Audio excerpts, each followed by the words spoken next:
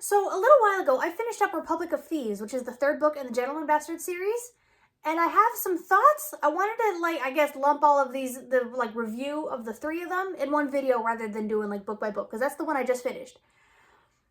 I don't know if I'm going to read book 4. I'm on the fence, but I don't know if I'm going to read the book 4. I think it's called The Thorn of Emberlane. Sounds cool. But I'm on the fence, and I do like the series. I like the concept. I like the ideas. I like the characters. But I'll get into my thoughts, but I don't know. Now, the first one, The Lies of Locke Lamora, I had a great time with it. That one, awesome time almost the entire way through.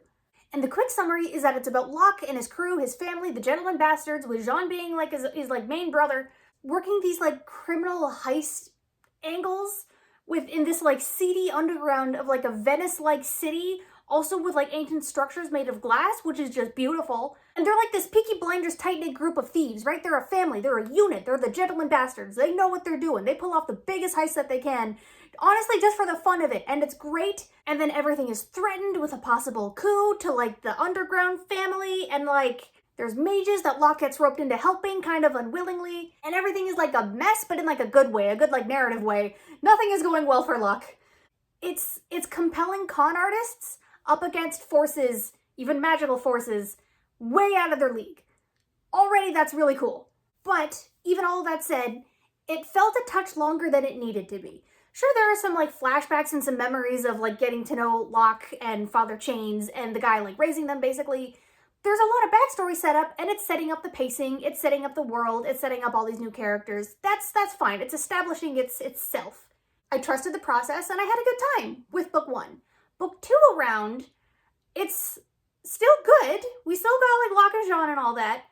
We still got the Gentleman Bastard duo, but I started to notice the pacing kind of getting in its own way. Some of their grander schemes within that one, within book 2, don't really go the way they're hoping that they do, which is fun in a narrative sense. And it technically slows down the main plot, but that's also kind of the point. There's constant wrenches being thrown into their plans that they need to constantly work around them. But that's intentional. That's part of the style here. And we also got pirates. They're having to keep track of a whole new dynamic while keeping their own little farces in check. The rising tension is great when it gets there. It took a little while to get there, but when it got there, it's good. It's still fine. It's good. But then book 3 came around. Republic of Thieves, and I'll admit it felt bloated. There were whole sections, there were whole chapters in book 3 where I was bored.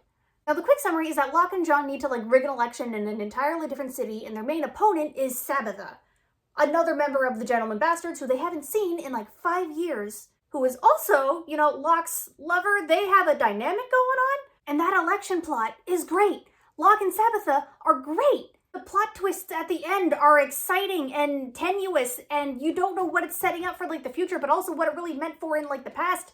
That's the main plot. But then there's flashbacks, and each book does utilize flashbacks. But the flashbacks in this one, for the Republic of Thieves, slowed down everything a lot.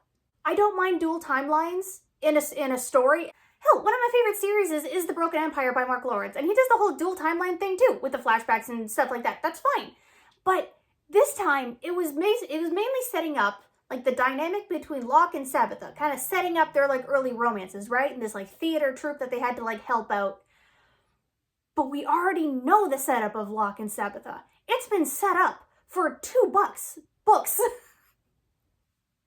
$2. That dynamic has been set up for 2 books. Sabitha herself was mentioned in book 1, and Locke has this mysterious reaction, and I immediately caught on to that oh, there's a thing here? There's a thing here? He's got a crush on her? There's a dynamic here. I'm interested. Sabitha has been foreshadowed for 2 whole books, and now she's finally here. I am excited. And in the main plot with the election stuff, with all of that set up already, it's fine. It flows well. But there's still those flashback moments of setting up, or where we get to see the dynamic flourishing, growing between Locke and Sabitha initially. Which we didn't really need. I already knew their dynamic. It was already set up. It was already foreshadowed. I just wanted to be with them now as adults in this election thing. I didn't need to constantly see them flirting as teenagers. There is also a section, and I'll be vague, I don't want to give away any spoilers, but there is a section in Republic of Thieves where, you know how I said in like book 2, there's constantly wrenches being thrown into Locke and Jean's plans? The same kind of thing happens. A big wrench is thrown into their plans, and they're taken off the board for a good chunk of like the election timeline. And Sabbatha seems to have like thwarted them in their like election plots and everything, right? The competition. I know I'm leaning over a little funny. There's a cat playing with my hand. And after all of that, Locke and Jean do like make their way back to the city and everything, and Locke is angrier now, but nothing else has really changed. The plot is still going forward. Locke and Sabbatha have established their own like private rules, but I feel like that could have been accomplished in another way that didn't eat up 20, 30, 40 pages. So in short, basically, I feel like books 1 and 2 could have shaved off maybe like 50 to 100 pages just for like pacing and like tightening up a few things. Not a big deal. And again, more pass for book 1 because it's the first one, it's establishing things. That's fine. But book 2 or book 3, Republic of Thieves, feels like it could have been cut in half.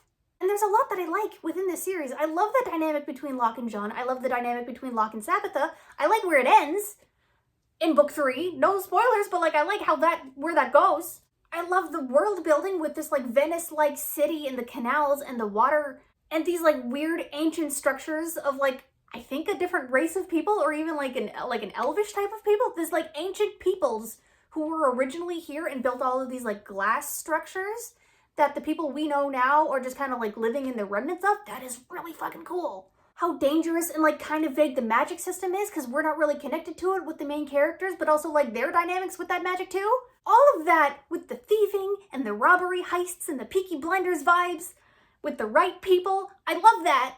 But if the pacing and the structure is still like that in book 4, I don't think I'm going to read it.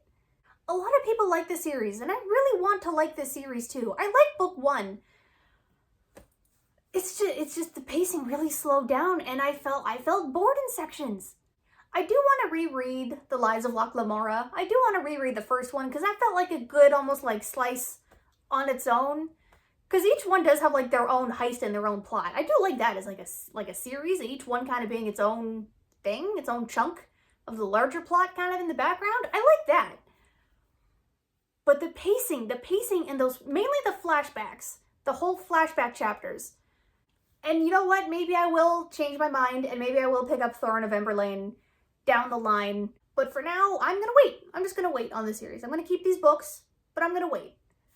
Anyway, bit of a shorter video, I think, at the moment. Sorry about that. But I wanted to be honest about my thoughts, and I will admit, when I'm being, like, negative, I don't want to talk about it for too long. And if you do love this series, please tell me why. I would still love to have a whole discussion on why and the things that I enjoyed, and maybe even vice versa. I'd still love to talk about this series in general, and at least these 3. Just be mindful of, like, spoilers in the comments, you know. But yeah, feel free to like and subscribe, and I'll see you later.